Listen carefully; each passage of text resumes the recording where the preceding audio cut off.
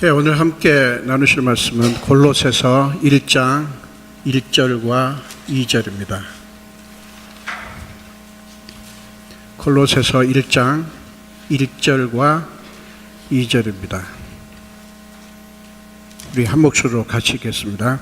하나님의 뜻으로 말미암아 그리스도 예수의 사도된 바울과 형제 디모데는 골로새에 있는 성도들 곧 그리스도 안에서 신실한 형제들에게 편지하노니 우리 아버지 하나님으로부터 은혜와 평강이 너희에게 있을지어다.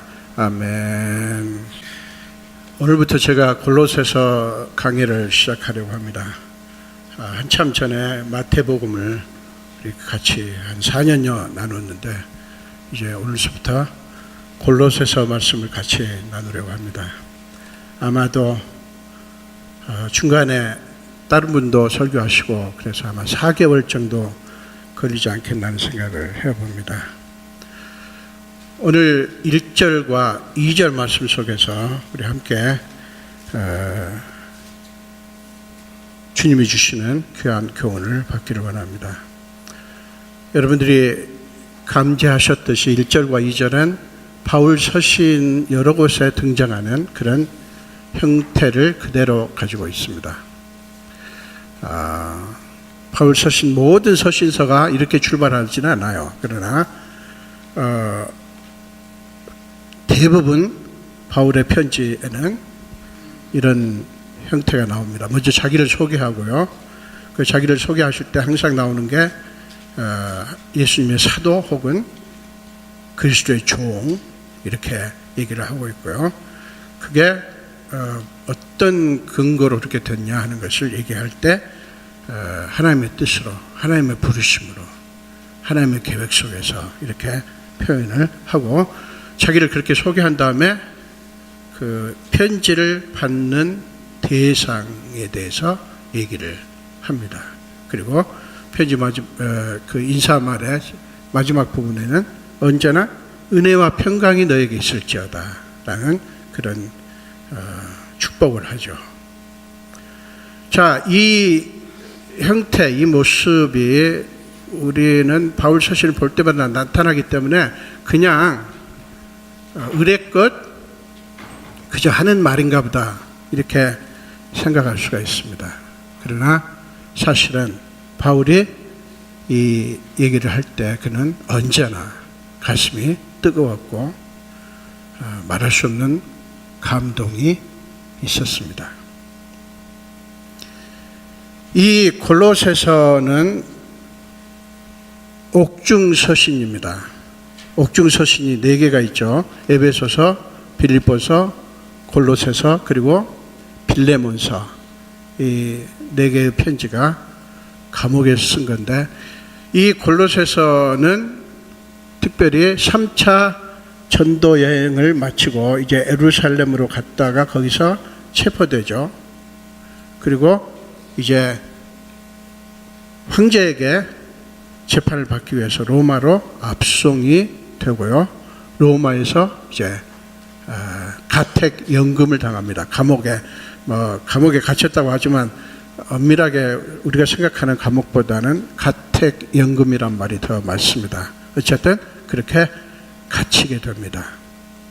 그런 가운데서 이 편지를 보낸 거죠.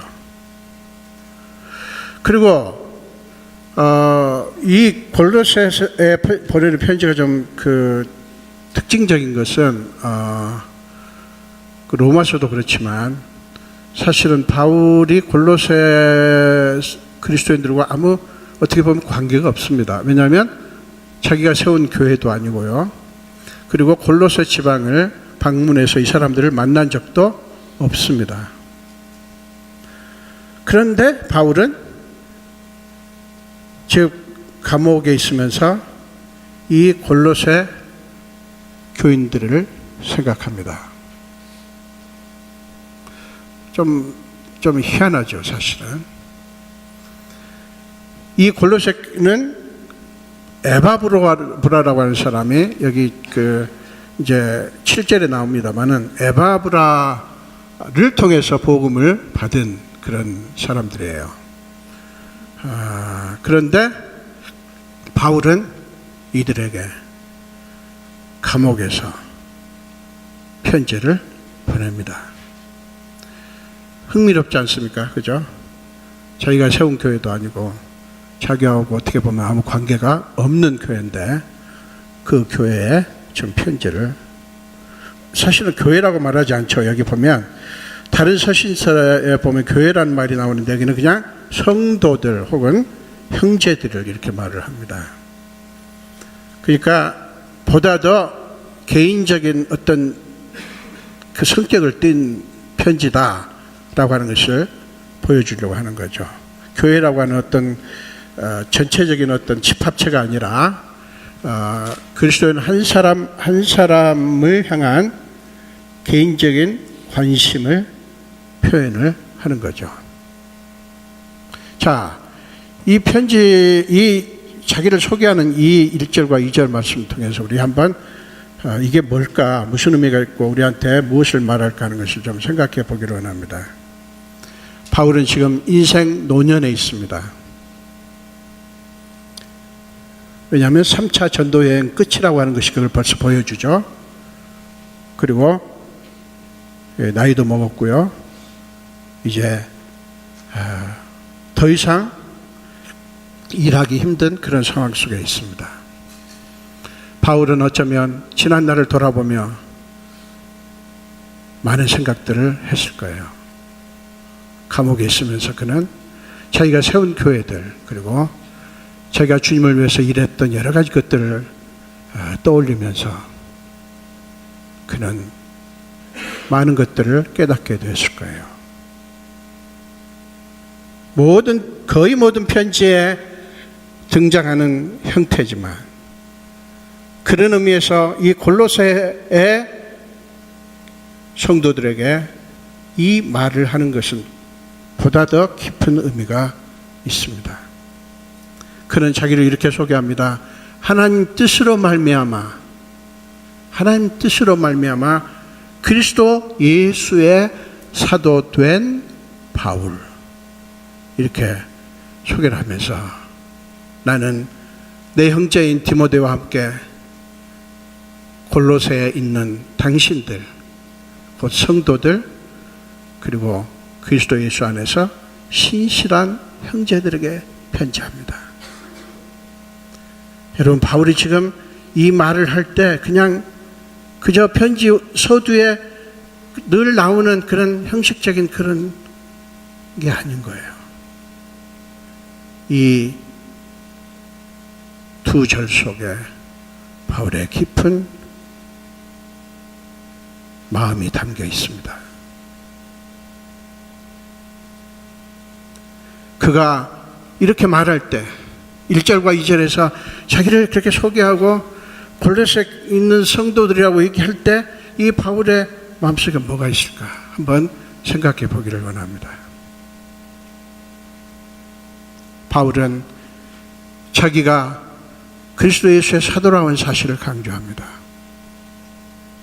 왜냐하면 왜 사도란 말을 종이라든가 다른 게 아니라 사도라는 말을 더 강조하냐면 골로새 교인들을 만난 적이 없고요. 아까 말씀드린 대로 자기가 세운 교회도 아니고, 그래서 보다 더 편지를 보내는 자신의 어떤 그 오토리티, 권세를 좀 드러낼 필요가 있어서 그렇게 말을 합니다. 여러분, 바울이 이 말을 할 때 하나님의 뜻으로 말미암아 그리스도 예수의 사도된 바울이라고 자기를 소개할 때 이 말 속에 들어있는 바울의 심정을 우리 같이 느껴볼 수 있기를 바랍니다. 바울이 왜 이렇게 말할까? 왜 이 사실을 강조할까? 바울은 사실은요, 자기가 그리스도 예수의 사도된 사도되었다고 하는 사실을, 그 자기의 그 사도 직분을 굉장히 소중하게 여기고요, 그 일이 자기의 뜻이 아니라 하나님의 뜻으로 말미암았다고 하는 사실을 강조합니다. 그러니까 바울이 사도 직분을 귀히 여기는 거, 소중하게 여기는 게 그것이 사도직분의 어떤 타이틀 때문이 아니라 그것이 하나님 뜻에 의한 것이었기 때문에 중요하다는 거예요. 그러니까 사도라고 하는 그것이 자기한테 강조되는 게 아니라 지금 자기가 소중하게 여기는 것이 아니라 하나님의 뜻이 자기와 함께 하셨다. 하나님의 뜻이 자기한테 있다. 하나님의 계획이 자기한테 있다. 하나님의 역사하심이 자기에게 있다는 사실을 강조하는 거예요. 바울은 언제나 하나님의 뜻을 얘기하고 하나님의 계획을 얘기하고 하나님의 목적을 얘기하고 하나님의 은혜를 얘기할 때는 언제나 거의 쉽게 말할 수 없을 만큼 깊은 감동이 있었어요. 여러분, 우리는 바울의 그 심정을 감지할 수 있어야 돼요. 여러분, 일례로 고린도전서 15장 10절 보세요. 고린도전서 15장 10절에서 바울은 뭐라고 얘기를 합니까? 고린도전서 15장 10절입니다. 우리 함께 읽어볼까요? 그러나 내가 나 된 것은 하나님의 은혜로 된 것이니 내게 주신 그의 은혜가 헛되지 아니하여 내가 모든 사도보다 더 많이 수고하였으나 내가 한 것이 아니요 오직 나와 함께 하신 하나님의 은혜로라. 내가 나 된 것은 하나님의 은혜로 된 것이다. 바울은 이 지금 인생 말년에 지난 날을 돌아보면서 나의 지금 이 모습이 하나님의 은혜로 된 것이고 하나님의 뜻대로 된 것이구나 하는 사실을 강조를 하고 있어요. 그러니까 사도하라고 하는 것을 강조하는 게 아니라 하나님의 뜻이 자기에게 있었다는 사실을 강조하는 거예요. 여러분, 많은 사람들이 좌우간 무엇이 되려고만 합니다. 무엇을 얻으려고만 하고 무엇을 이루려고만 합니다. 공부하시는 분들 학위 따서 박사님이 학위를 따서 교수가 되고 좋은 직장을 얻기를 원합니다. 나쁜 거 아니에요. 계속 그렇게 하십시오. 그리고 권력을 얻기를 원하고 부자가 되기를 원하고 장관도 되기를 원하고 국회의원도 되기를 원하고 대통령도 되기를 원합니다. 그리고 신실한 그리스도인들 중에는 장로도 되기를 원하고 목사가 되기도 원합니다. 그런데 그게 되는 게 나쁜 게 아니라 너무나 많은 분들이 되는 데만, 하여간 무엇을 얻는 것만 자꾸 생각을 합니다. 그래서 신앙생활도 그것을 이루기 위한 어떤 방법론으로 쓰는 거예요. 기도도 하나님 열심히 섬기는 것 또 자기의 그 되려고 하는 그 무엇을 이루는 것에 초점을 맞춥니다. 그러나 여러분 기억하십시오.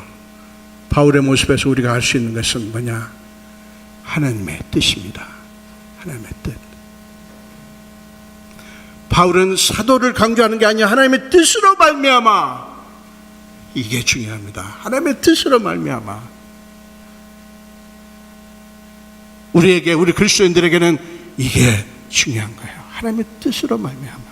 왜 이게 그렇게 중요합니까? 그 까닭은 이것이야말로, 즉 하나님의 뜻을 주목하고 모든 것이 하나님 뜻으로 말미암아야 된다는 사실을 생각하는 사람이 진짜 그리스도인인 거예요. 아무리 예수를 잘 믿는 것 같아도요, 아무리 교회를 잘 섬기고 정말 저 사람이야말로 그리스도인이다 라고 한다 할지라도 만일 그가 도무지 하나님의 뜻에는 관심도 없다면 뭐든지 내 방식, 내 열정, 내 열심만 있지 하나님의 목적이 뭐고 하나님의 뜻이 뭘까? 내가 나한테 이 일을 맡기신 하나님의 뜻이 뭘까를 생각하지 않는다면 그 사람을 어떻게 그리스도인이라고 할 수 있을까요? 여러분, 교회를 섬기시는 분들이요, 정말 물질 들여, 시간 들여, 정말 눈물겹게 섬기시는 분들이 참 많아요. 그래서 교회들이 저 사람은 정말 장로감이야. 저렇게 열심히 교회를 섬기는데. 예, 열심히 섬기는 것이 그리스도인의 모습 중에 하나일 수 있어요. 그러나 만약에 오해하지 마시고 들으십시오. 만약에 그 사람이 하나님의 뜻에는 별 관심이 없이 그저 자기 열정으로 이렇게 한다면 그 문제가 있는 거죠. 항상 그래서 문제가 생기는 거예요. 여러분, 바울은 하나님의 뜻으로 말미암아 사도된 그거를 생각할 때마다 나의 나던 것은 순전히 하나님의 뜻 가운데 있었구나. 그래서 자기 열정이 아니에요. 자기 어떤 생각이 아니에요. 나는 철저하게 예수 그리스도께 속해 있다. 주님이 나의 주인이라는 사실을 계속 강조하는 것입니다. 그러면서 바울이 생각하는 것은 또 뭐냐면요, 바로 하나님의 뜻이 자기한테 있기 때문에, 하나님의 뜻으로 말미암아 사도가 되었기 때문에, 그 사도직이라는 직분 때문이 아니라 바로 하나님의 나와 함께 하셨고 하나님의 뜻이 나한테 있다는 사실 때문에, 그것 때문에 하나님이 나와 함께 하신다. 하나님이 나를 기뻐하신다. 하나님이 하나님의 일을 이루신다는 사실을 그는 드러내는 거예요. 그러니까 자기가 그 안에 없는 거예요. 하나님께서 일하실 것을 바라보는 거예요. 여러분, 하나님의 뜻이 이 일에 함께 한다. 하나님의 뜻이 내게 있다 라고 하는 사실은요, 엄청난 축복이고요, 가장 강력한 약속입니다. 여러분, 사사기 6장에 보면요, 사사기 6장 14절부터 16절까지 보면, 사사기 6장에는 기드온이 사사로 부름받는 이야기가 나오죠. 이제 하나님께서 나타나셔가지고 기드온한테 이렇게 사명을 맡기시려고 하니까 기드온이 자꾸 이제 거부를 하죠. 자기는 자격도 없고 이런 식으로 항상 부름받는 사람들이 하는 반응을 기드온도 나타냅니다. 그때 하나님이 14절에서 뭐라고 하는지 아세요? 내가 너를 보내는 것이 아니냐. 내가 너를 보내는 것이 아니냐. 이게 무슨 얘기입니까? 내가 너를 세우는 것이 아니냐. 네가 자격 있고 없고가 아니라 내가 너를 보내려고 한다. 그 다음에 16절에서 하나님이 뭐라고 말합니까? 16절, 여러분 화면 떴습니까? 16절에 보면 뭐라고 말씀하죠? 내가 반드시 너와 함께 하리니. 내가 반드시 너와 함께 하리니. 모세를 부를 때도, 성경의 수많은 사람들을 부를 때도 하나님이 주신 약속은요, 내가 너와 함께 한다. 놀라운 것입니다. 바울은 하나님의 뜻으로 말미암아 사도 되었다고 하는 말 속에서 하나님이 나와 함께 하시고 하나님이 기뻐하신다는 사실을 강조를 하는 거죠. 여러분 아십니까? 저와 여러분은 이 땅에 그냥 던져진 게 아니에요. 물론 여러분들의 부모님들이 여러분들 이 땅에 낳게 하셨죠. 존재케 하셨죠. 그러나 사실은 하나님이 무슨 뜻이 있어서 여러분을 이 땅에 보내신 거예요. 많은 분들이 자기 삶에, 자기 출생에 대해서 별로 그렇게 자랑스럽지 못하고 혹은 불만인 분들이 있을 수 있어요. 어떻게 여러분들이 이 땅에 오셨든 상관없습니다. 여러분, 하나님이 여러분의 존재 속에 계십니다. 이게 얼마나 중요한지 몰라요. 이거를 믿고 여러분의 존재에서 하나님의 뜻을 보는 게 얼마나 중요한지 몰라요. 제가 지금 23년 동안 이 교회를 섬깁니다. 제가 만약에 이제 누군가가 저한테 이렇게 묻는다면, 목사님 목회를 그저 한마디로 말한다면 어떻게 말씀하시겠습니까? 라고 묻는다면 저는 딱 답이 하나 있어요. 하나님께서 하셨다. 내가 한 게 아니라 하나님께서 하셨다. 사실 제가 양심이 있거든요. 가만 돌아보면 만약에 하나님께서 저의 능력대로 그냥 뭔 일이 이루어지게 했다면 정말 가관이었을 것 같아요. 정말 웃겼을 것 같아요. 근데 저는 부족하고 모자란데 하나님이 그 가운데서 하나님의 뜻을 만들어 가셨더라고요. 하나님의 일을 이루어 가셨더라고요. 그래서 성령께서 하셨습니다. 이 한마디밖에 할 게 없어요. 바울은 지금 그 마음으로 하는 거예요. 여러분, 하나님의 뜻에 대해서는 관심도 없고 하나님의 뜻을 구하지도 찾지도 않는다고 하는 것은 하나님의 주권을 인정하지 않는다는 뜻이에요. 여러분, 이것보다 심각한 게 있을까요? 많은 그리스도인들이 이거를 심각하게 생각 안 해요. 심각한 문제입니다. 여러분, 하나님 뜻에 관심이 없다면 심각한 거예요.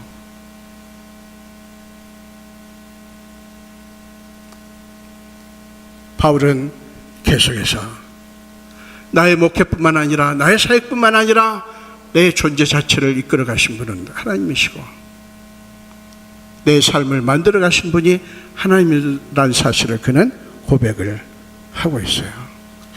그렇기 때문에 바울은 불안해하지 않았던 거죠. 담대했던 것입니다. 상황에 따라서 흔들리지 않았어요. 모든 상황을 소중히 여기고요. 거기서 어떻게든지 하나님의 하시는 일을 그는 구했어요. 이를 예가 사도행전 16장에 나오잖아요. 억울하게 감옥에 갇혔지 않습니까? 그리고 매를 맞고 깊은 지하 감옥에 갇혔어요. 바울과 실라가 같이 갇혔죠. 얼마나 억울한 일입니까? 그런 상황을 바울이 원했을 리 없지요. 그러나 바울은 그 안에서 어떻게 합니까? 사도행전 16장 25절에서 그는 하나님을 찬미하며 기도했다라고 성경은 말합니다. 하나님을 찬송하며 기도했어요. 이상하지 않습니까? 왜 그렇게 할 수 있죠? 그는 지금 일어난 상황 속에서 억울한 거, 사람의 뜻을 본 게 아니에요. 하나님의 어떤 뜻을 본 것입니다.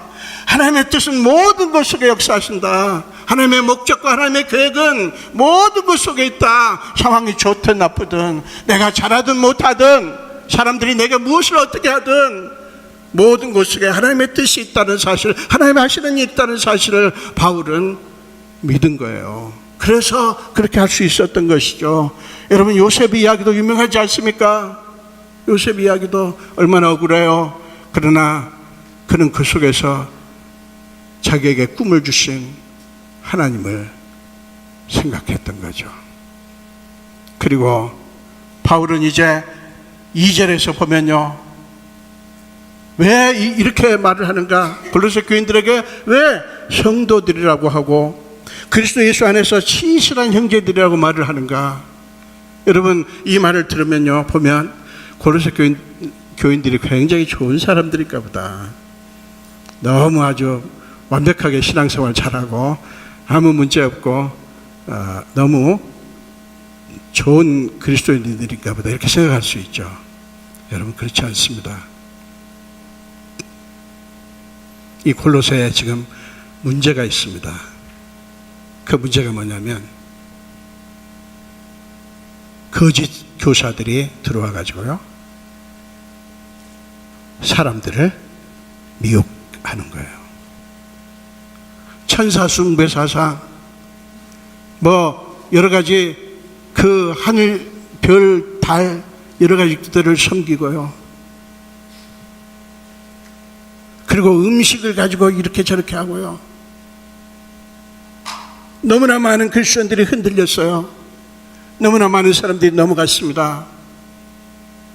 오늘날 지금 얼마나 많은 거짓된 사람들이 우리를 미혹하는지 몰라요. 여러분 안심하고 있을 수가 없어요. 뭐 여기 유죄인은 안전한 줄 압니까? 유죄 있을 거 다 있어요. 신천지도 있고 구원파도 있고 다 있어요. 안전한 곳이 아니에요.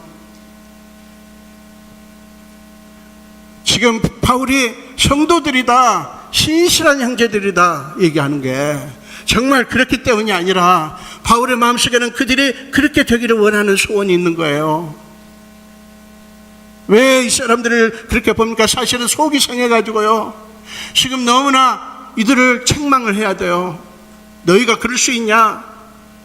갈라디아서의 저처럼 책망을 해야 되는데 바울은 그러지 않습니다. 너희들은 성도들이다. 너희들은 그리스도 안에서 형제들이다. 왜 이렇게 합니까? 바울은 바로 그 상황 속에서도 하나님의 뜻과 하나님이 하시는 일을 본 거죠. 지금 그들의 상태는 그렇지만 하나님께서 역사하실 때, 하나님께서 기뻐하실 때 그들은 성도가 되고 형제들이 될 것을 미리 내다보는 거예요. 여러분, 하나님의 뜻으로 말미암아를 늘 생각하는 사람은 모든 상황 속에서, 모든 사람 속에서 희망을 봅니다. 어떤 희망이요? 하나님이 역사하신다는 희망. 하나님이 역사하신다라는 희망. 사람들은 말합니다. 교회에서도 그렇습니다. 속썩이는 사람들이 있을 수 있죠. 마음에 안 드는 사람들이 있을 수 있어요. 저 사람만 좀 없으면. 아닙니다, 여러분. 그것은 하나님이 알아서 하실 일이고, 우리 그리스도인들은 저 사람만 없으면 그게 아니에요. 하나님이 하시는 일이, 하나님의 뜻이 그 사람에게도 있다고 하는 것을 믿는 사람이 그리스도인이에요. 그건 너무나 명백한 사실입니다. 바울은 골로새 교인들이 좋아서 그러는 게 아니에요. 그들에게 하나님이 함께 하실 것을 믿는 거예요.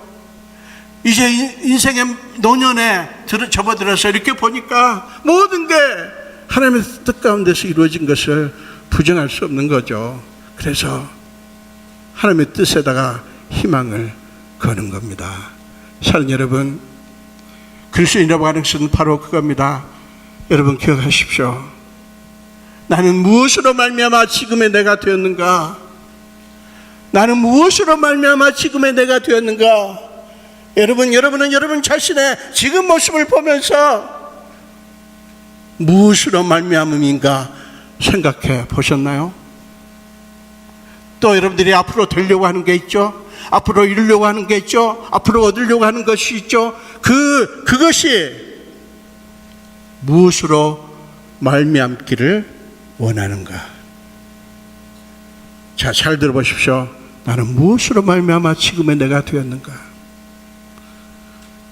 내가 앞으로 되려고 하는 나는 또 무엇으로 말미암기를 내가 지금 원하고 있는가? 여러분, 이 질문은 매우 중요한 질문입니다. 그리스도는 이 질문을 가져야 됩니다. 끊임없이 이 질문을 하고요, 그 질문에 대한 답을 확인하고 또 확인해야 됩니다. 무엇을 확인합니까? 나의 주인은 내가 아니구나. 그렇기 때문에 내 의지가 아니라 하나님의 뜻과 하나님의 부르심이 나의 나됨의 근거구나 라는 사실을 계속해서 확인한 거죠. 지금까지 여기까지 온 것도 하나님 뜻으로 말미암았어. 그리고 앞으로 내가 원하는 것도 하나님 뜻으로 말미암아야 돼 라고 그 답을 계속해서 확인하는 일이 얼마나 중요한지 몰라요. 무조건 되기만 하면 되는 게 아닙니다. 차라리 안 되는 게 나아요. 하나님의 뜻과 벗어나 있으면 차라리 안 되는 게 나아요. 차라리 얻지 못하는 게 나아요. 차라리 아무것도 이루어지지 않는 게 나아요. 만약에 우리 교회에 하나님의 뜻으로 말미암이 없다면 우리 모든 성도들이 우리 교회에 일어나는 모든 일 속에 하나님의 뜻이 있기를 원하지 않으신다면 이 교회 의미가 없어요. 앞으로 우리 교회 안에서 목회자도 나오시고 장로님들도 나오시고 다 교회 직분자들이 나오시겠죠. 여러분, 하나님의 뜻을 생각하지 않는 분들이 목회자가 되고 장로가 되고 여러분 교회 직분자가 된다고 생각해 보세요. 무서운 일입니다. 많은 교회가 이거 안 무서워해요. 얼마나 심각한 문제인데.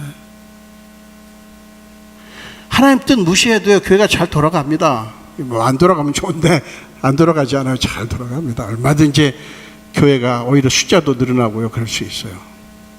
숫자 많다고 여러분 하나님 기뻐하시는 교회라고 말할 수 없어요. 그렇다고 숫자 없는 교회가 또 하나님이 기뻐하시는 교회냐 그렇게 말할 수도 없지만 어쨌든 하나님의 뜻이 아니면 아무것도 아니어야 돼요. 사실은 여러분, 이것을 잊으면 우리는 존재 이유를 상실하는 거예요. 그렇기 때문에 사람들이 방황합니다. 따라서 타락하게 되는 거예요. 하나님 뜻으로 말미암았다. 나의 이 부가, 나의 이 권력이, 나의 이 많은 특권들이 하나님의 뜻에 의한 것이다 라는 사실을 잃어버리면 그때부터 그 사람은 망가지는 거예요. 그러나 하나님 뜻으로 말미암았다는 사실 계속해서 확인하면서 사는 사람은요, 그 사람의 삶을 통해서 하나님이 놀라운 일을 하십니다. 저는 저와 여러분이 그런 존재가 되기를 바랍니다. 그런 존재가 되시기를 축원합니다. 여러분, 우리 교회 안에 그런 역사가 충만하시기를 바랍니다. 그 외에는 중요하지 않아요. 필요 없다는 게 아니에요. 오해하지 마세요. 많은 것들이 필요하지만 하나님 뜻으로 말미암지 않은 것이 일어나는 것은 절대 축복이 아니에요.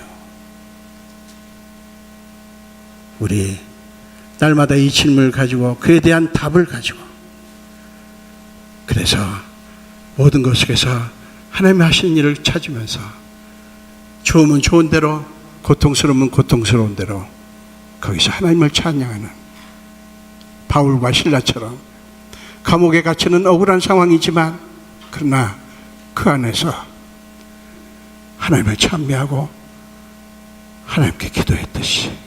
왜 그렇게 합니까? 하나님의 뜻으로 말미암아에 모든 것을 걸었기 때문에 그렇게 한 거예요. 저 여러분이 이런 그리스도인들이 다 되시기를 간절히 축원드립니다. 기도하겠습니다.